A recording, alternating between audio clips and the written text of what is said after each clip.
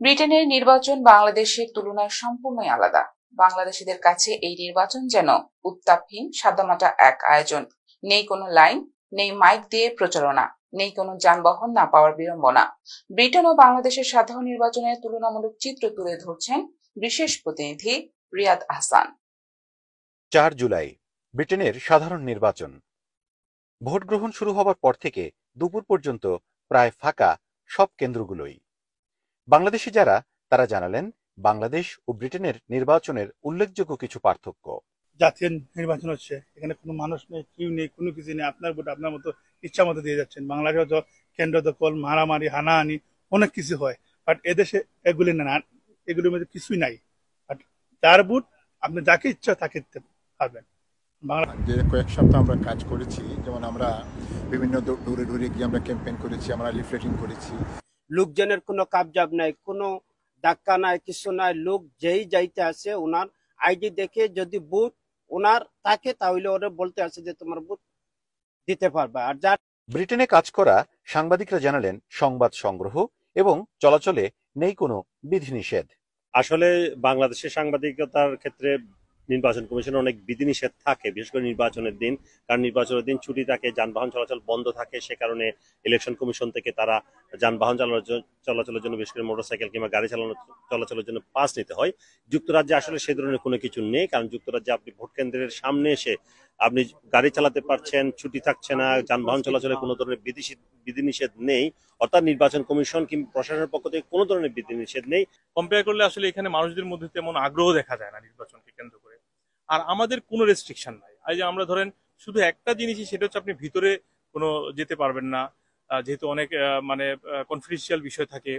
ভিতরে যাওয়া মানে দরজা পর্যন্ত আপনি যা কিছু করতে পারবেন, এখানে কেউ বাধা দিবে না আপনাকে। দরজার সামনে থেকে আপনি ইন্টারভিউ নিতে পারবেন, কোনো নেতা কর্মীদের কোনো আনাগোনা নেই। নির্বাচনের দিন ওই যে আপনি দেখতে পাচ্ছেন নির্বাচন যে হচ্ছে এখানে বোঝাই যায় না। এখানে স্পেসিফিক যে এলাকায় কোনো সেন্টার নেই, এই এলাকায় কয়েকটি স্কুল বন্ধ থাকে। তাছাড়া সব স্কুল খোলা থাকে, ব্যাংক খোলা থাকে, অফিস খোলা থাকে স্বাভাবিক গতিতে। সাধারণ নির্বাচন হলেও খোলা সকল সরকারি বেসরকারি প্রতিষ্ঠান, ব্যাংক, বীমা, এমনকি কলেজ, বিশ্ববিদ্যালয়ও। গণতান্ত্রিক প্রক্রিয়ায় ভোটাধিকার প্রয়োগের যে সর্বোত্তম ব্যবস্থা সেটি হচ্ছে যে সাধারণ মানুষের ভোটে অংশগ্রহণ। কিন্তু ইংল্যান্ডের যে সকল ভোট কেন্দ্রে আমি পর্যন্ত গিয়েছি, তার ভিতরে সবচেয়ে বেশি মানুষ আমার কাছে মনে হয়েছে এই কেন্দ্রটিতে, যেটা আপনারা দেখতে পাচ্ছেন, মাত্র একটি লাইন, সেখানে সব মিলে হয়তো 25 থেকে 30 জনের একটি লাইন রয়েছে। অর্থাৎ এটি হচ্ছে সবচেয়ে বড় লাইন আমার চোখে ধরা পড়েছে। বাংলাদেশের নির্বাচনের সাথে ব্রিটেনের নির্বাচনের অন্যতম যে পার্থক্য হলো সেটি হচ্ছে এখানে নেই কোনো পোস্টার, নেই কোনো প্রচারণার জন্য কোনো মাইক যন্ত্র, এবং নেই কোনো দলীয় কোনো মিছিল।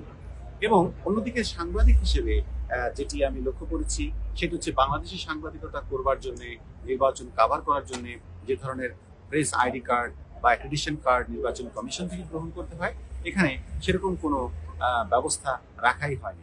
তবে সেটি ব্যতিক্রম শুধুমাত্র ভোট গণনার ক্ষেত্রে। যদি আপনি গণনার সময় থাকতে চান, সেক্ষেত্রে সাংবাদিকদের একটি আগে থেকে প্রি আবেদন করতে হয়।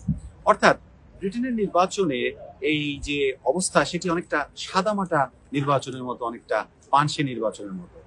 তদুপরি এখানে যারা ব্রিটিশ বাংলাদেশে আছেন তারা বলছেন যে এই নির্বাচন অনেক বেশি পরিচ্ছন্ন, যেটি আকাশ এবং পাতালের মতো। তবে বাংলাদেশও একদিন এরকম কোন নির্বাচনের পথে হাঁটবে, এমন প্রত্যাশা বাংলাদেশিদের। Riyad Ahsan, NTV Europe, London.